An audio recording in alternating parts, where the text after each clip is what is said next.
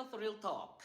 Ano nga ba ang maggots therapy? Did you know, ang uod na kinatatakutan mo, minsan ay siya palang nagliligtas ng buhay mo. Ano nga ba ang maggots therapy? Ito ay isang FDA-approved medical treatment kung saan ginagamit ang specially bred at sterile na larva o yung maggots ng langaw para linisin ang sugat.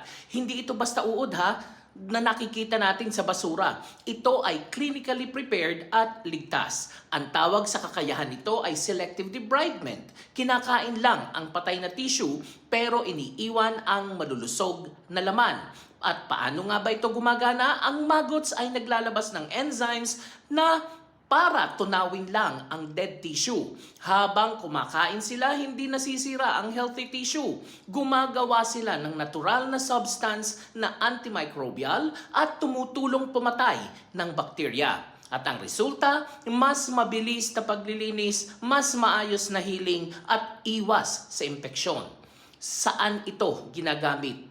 Mga sugat na hindi na gumagaling tulad ng diabetic foot ulcers at pressure sores. Mga kaso na halos amputation na ang tanging option. Minsan na ililigtas pa ang paa o binti dahil dito.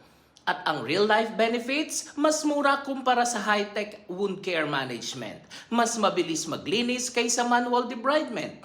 Pwede pa ring umubra kahit hindi na effective ang antibiotics. At ang Health Real Talk reminder, hindi lahat ng mukhang nakakadiri ay masama.